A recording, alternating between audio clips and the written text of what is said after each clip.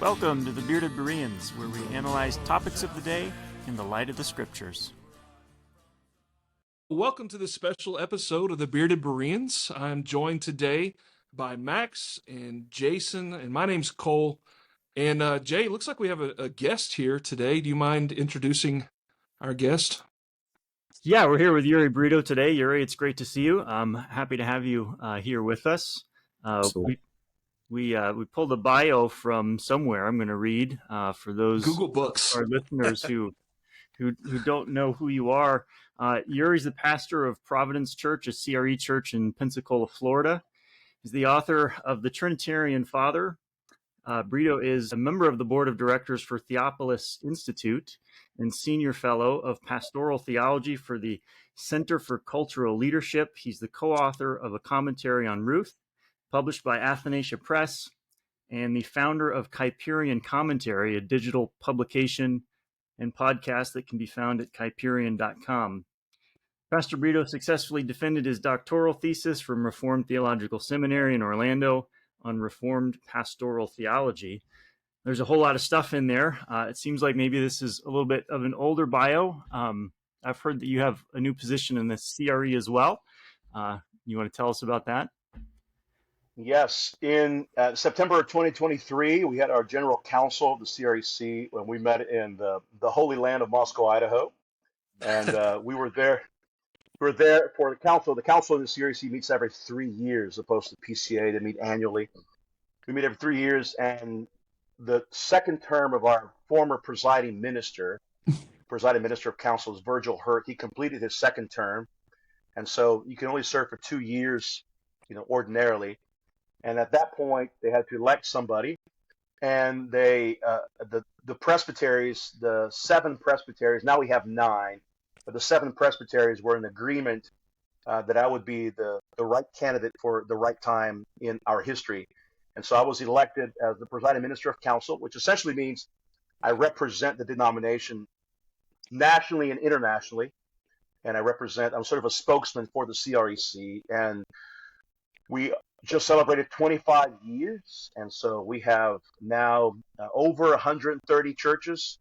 So it's been almost, we're getting close to 6 months, but it's been a wild ride, and has been a wild ride because the CREC has carried so much momentum in these last few years, especially during COVID, so that my inbox is constantly full with requests from Canadian churches, Norwegian churches, North African churches, South America, Europe, and of course the United States. And so there's plenty to keep me busy. And thankfully, God has put a lot of godly people around me to sort of help raise my arm when I can't keep it up anymore. Yeah, that's great. So are these all churches who are interested in joining the CREC? Correct. Yep. Or they're interested in being the point man for starting a CREC church in a specific location. Okay.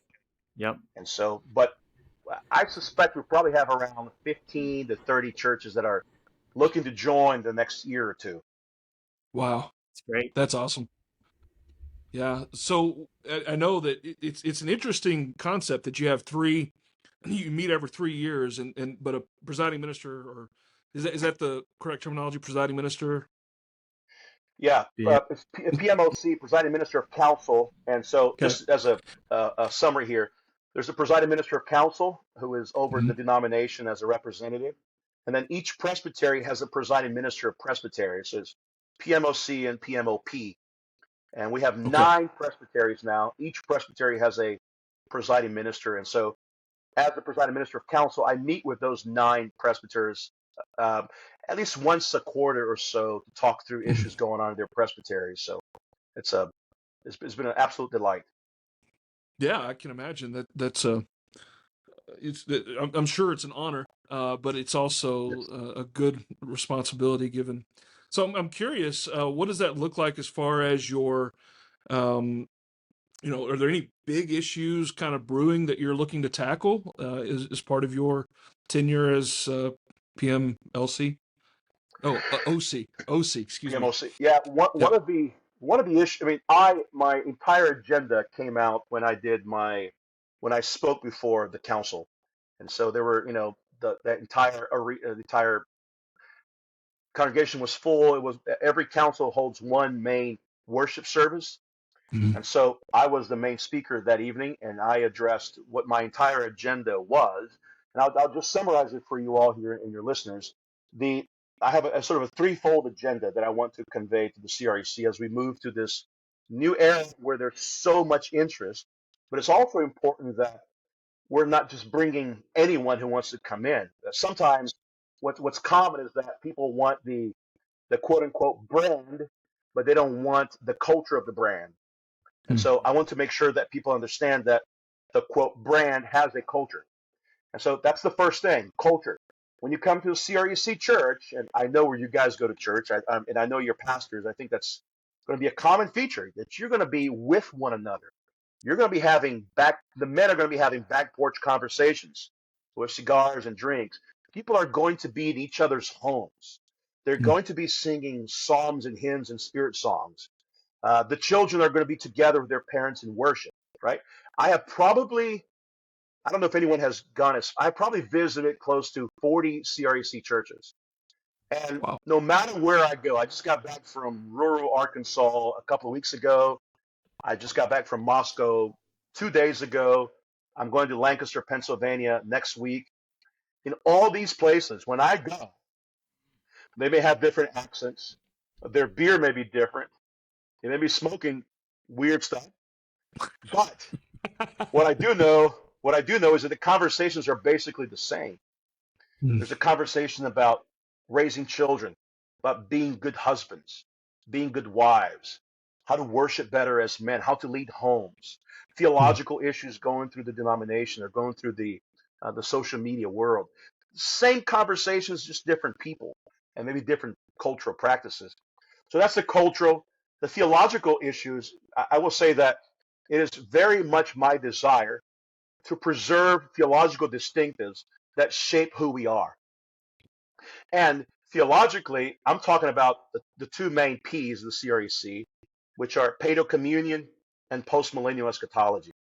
Hmm. I want to see these things preserved, not because I think these doctrines are cool to hold to, but because I think they shape our culture. You take them away, it's very hard to preserve the culture we have of covenant thinking, because I think these theological distinctives are part and parcel of who we are. So culture, theology, and then the final piece of the pie is the liturgical. I want our churches to function liturgically in a way that draws people in and that keeps people in. The reason grandma, the reason the grandchild no longer wants to go to grandma's church is because from his perspective, they're speaking different languages. Hmm. But what if that liturgical language has been preserved for 40, 50, 80 years? Then if you get a kid wearing skinny jeans that believes he has composed the greatest worship song in the last 500 years, right? He's going to believe that. But the durability of that song is probably going to last as long as his college degree lasts. Now, and if that's the case, so there's a Yeah. reason the grandchild doesn't want to go to grandma's church Hmm. because there's a difference of liturgical vision. What I want to preserve in the CREC is I want people to walk into our churches, whether in Brazil, Norway, Japan, or South Carolina, and see that there's a coherence in the way we think culturally, theologically, liturgically. I want my Hmm. children to walk into your congregations and say, apart from that dude's beard, Dad, we're the same. Yeah. Yeah. Yeah. That's great. Yeah. So can I ask a quick follow-up question on the two P's? Because this is something that gets discussed a lot. It's been discussed at my church a lot. So postmillennialism and paedo-communion. So in my understanding, these are two things that are not necessarily enshrined in any of the confessions that the CREC allows its churches to use. And so how do you then go about preserving those two P's as part of the culture when it's not necessarily enshrined in the confessions? And then how do you deal with people who who maybe haven't embraced that aspect of the culture, but still do embrace whatever the confession is that their church uses. Right, right. Yeah, that's a good point. It's not codified. It's one of those. It's an unspoken rule, right? We just assume that everybody is like Doug Wilson, or everybody is like Peter Lightheart, or everybody's like Yeah. JBJ, or everybody's like Rich Lusk or Uri Brito. But that's not the case. And so, but one way to do it is you talk a lot about it, like I do, and you talk a lot about it. And when people are uncomfortable, you just talk a bit more about it. And I think there's a difference. There's a difference between pastor and parishioner here. So when people are coming to your church, like in our congregation, our church, has over 300 members. The people that are coming in are coming from all sorts of different backgrounds.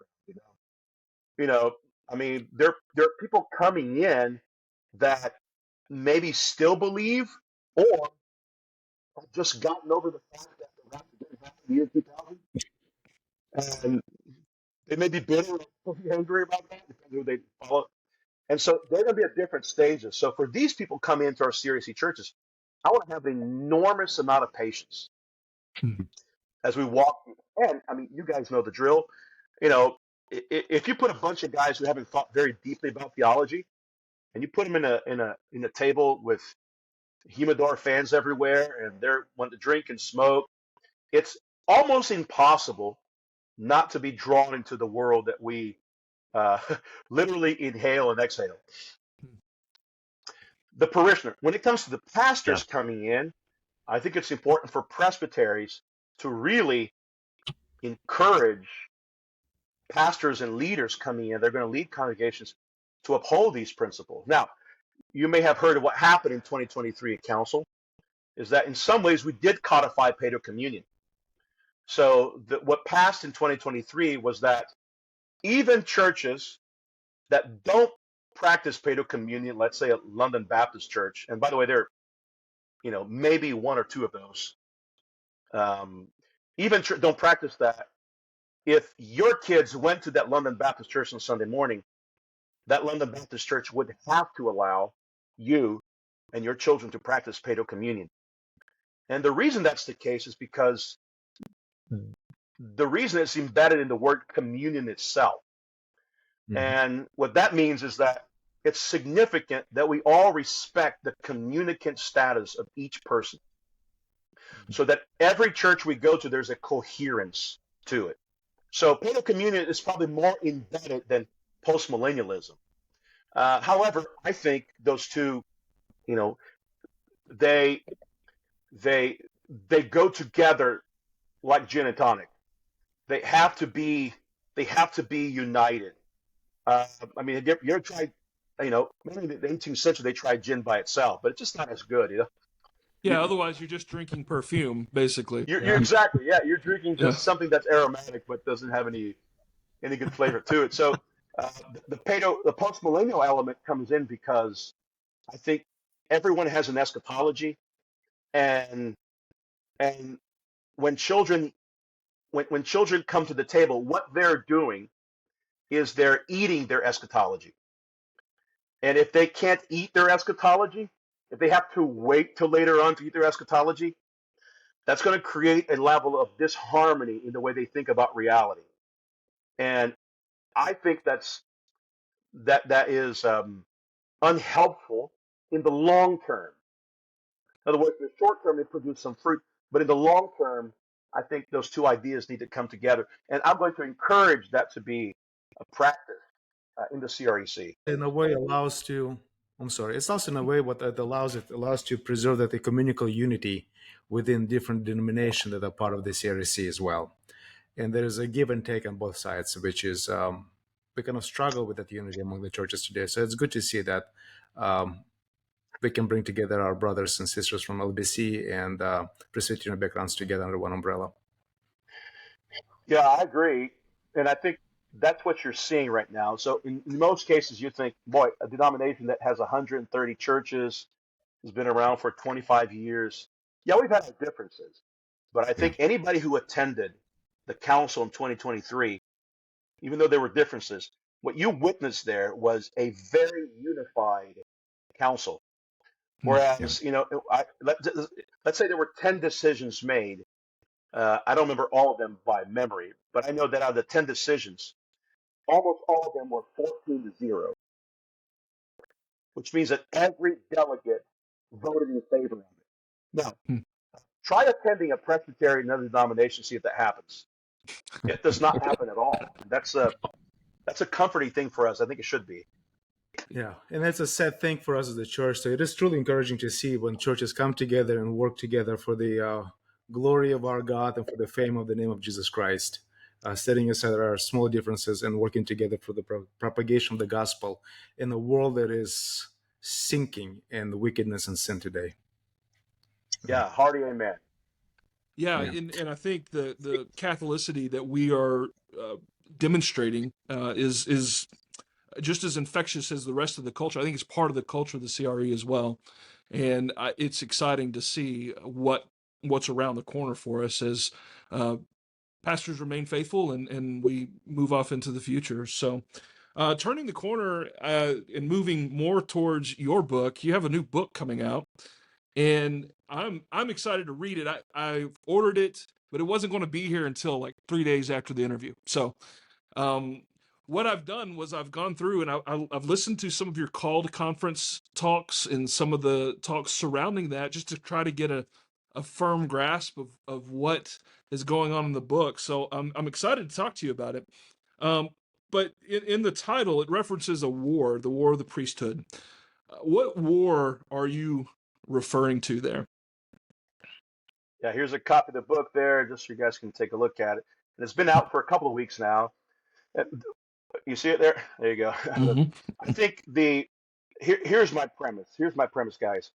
My premise is that the Christian is in war, and the sooner he realizes that, the better. Mm-hmm. And the way to be at war rightly is to be dressed up for the occasion, in season and out of season. And if you're Uh-oh. not dressed up for the occasion, you're going to be seduced by the schemes of the devil. The reason it's a war is because not only are we fighting devilish lies, not only are we fighting frail 81-year-old men who can't find his way out of a podium, but we're also fighting false priesthoods. So think about a governmental structure during COVID, right? This is just a general picture here, but if you view Anthony Fauci as the priest, and you view all his policies as priestly orders, and you view the men wearing suits in the front of your church as his proteges, and if you viewed the White House as their version of a holy place, Mm-hmm. I mean, if it quacks, that's what it is, right? So Absolutely. that is an example of a false priesthood. Yep. But what Christians did was, when they came to our front doors wearing their suits and their garments, we're like, uh, here's the keys. You can have our codes, you can have our bulletins, and is there anything else? Would you like fries with that bulletin, sir? Exactly. Yeah. Yeah, that's good. So you move into how to dress. You put on the armor, and you're taking a different view than I grew up with. I grew up in a Baptist church, and I don't know that it's a different view. It's certainly a different metaphor in mind. Where most of the time, whenever you hear an exposition of the armor of God, you're talking about a Roman centurion, ready for battle. And in your conception, it more seems to be the priestly garments of the Aaronic order or Levitical order or the new Melchizedekian order. I don't know. But I'm curious to hear how you came up with that formulation and why you think that that's the best way to, or the best picture to have in mind when dealing with this text.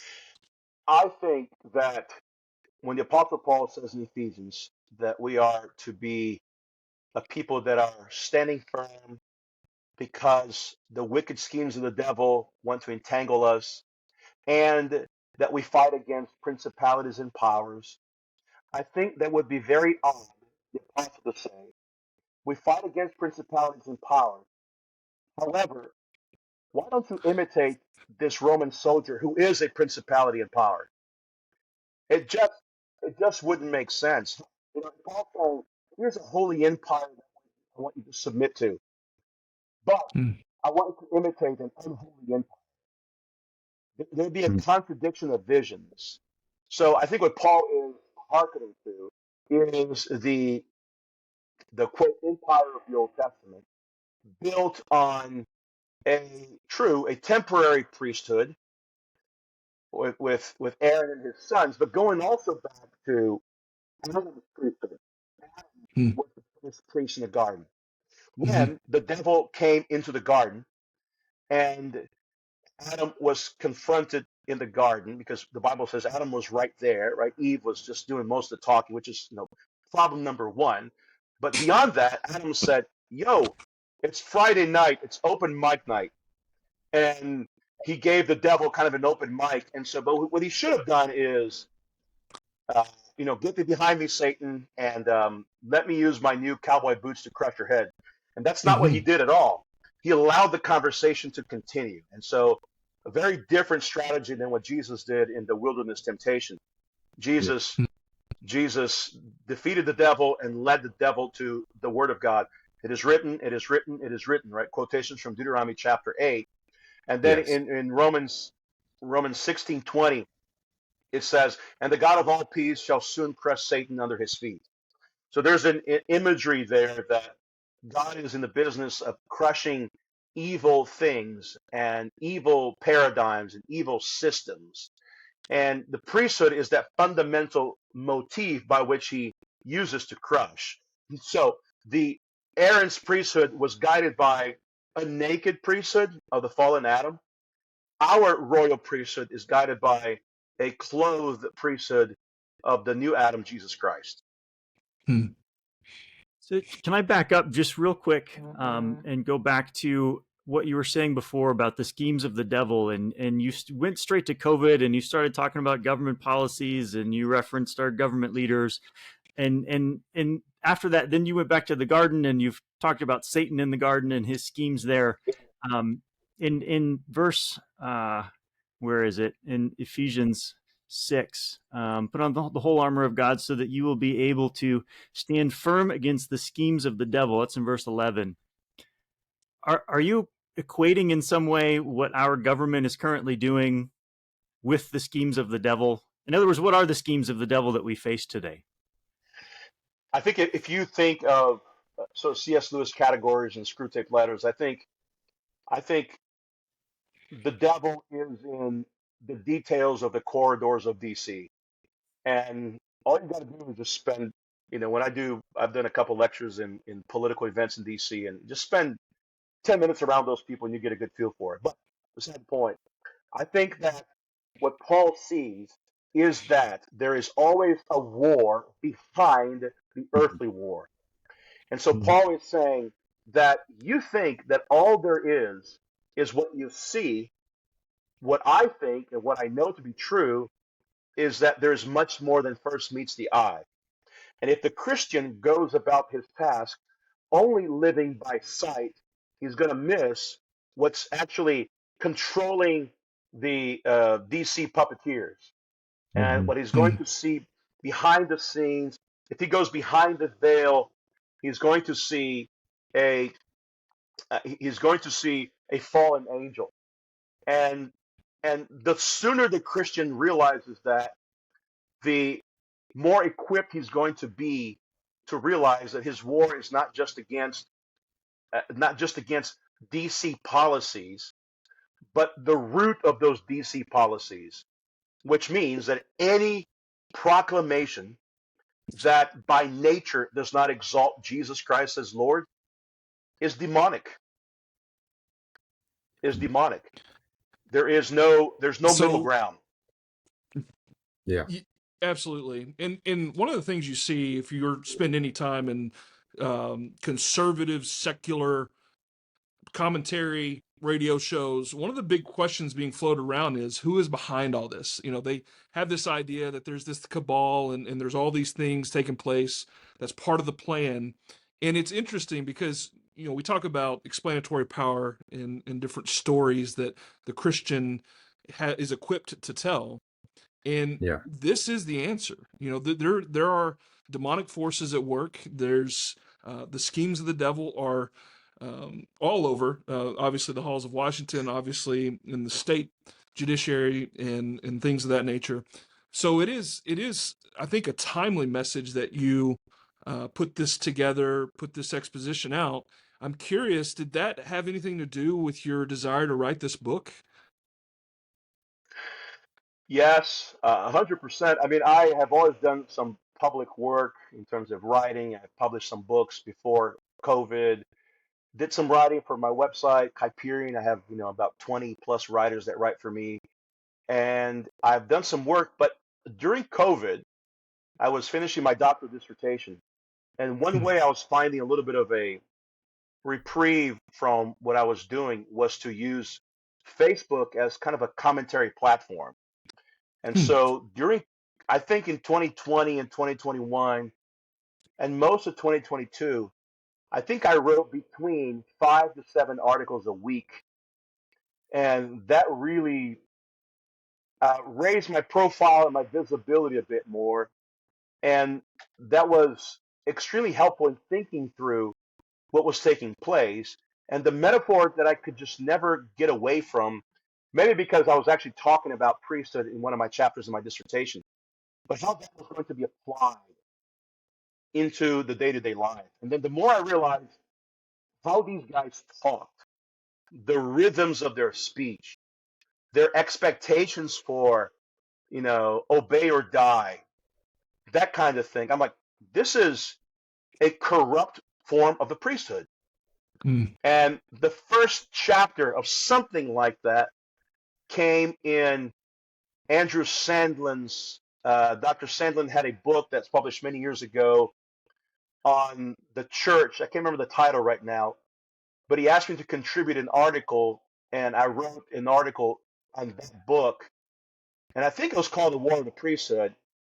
But then I realized that it wasn't complete enough. But then I realized that that every institution has a liturgical theme to it. And if it has a liturgical theme, it must be a priestly theme. Because priests interact with the people. Priests offer sacrifices. And that was what was happening during COVID. We had priests that were offering sacrifices that were to the core corrupt. And the sad part is that those sacrifices were being done by local churches. Yes. And that was infuriating to me. Yeah. Still is. So I'm just thinking to myself here, there are a lot of our listeners and a lot of people that I interact with. I work at a Christian school that is broadly evangelical. And a lot of the people I interact with are maybe just starting to kind of see some of these things. Maybe haven't really thought through these concepts that much before. What would you have to say to them in terms of putting on the full armor of God and how it is that we resist these schemes of the devil today in our life? I get up this morning and I want to know how is it that I resist these schemes and be faithful in the midst of the challenges that I face? Well, that's a great question. And I think in the world, in Wall Street, you say follow the money. In the Bible, you say follow the priest, because that's where things are going. Just follow the priest. Where's he going? He's going to either a holy place or an unholy place. And so we have to, the armor is meant to walk. It's meant, you have the shoes, the readiness for the feet. The armor is meant to walk. And if you're not walking towards something or someone, that means that it allows you to, your offering is going to be half-hearted, or it's going to be outright false, because a living sacrifice implies that you are living and walking and living and moving and have your being in God. And so one way we begin to think about this is that if you buy a copy of the book, one of the things the publisher did was write a prayer for every day based on the armor of God.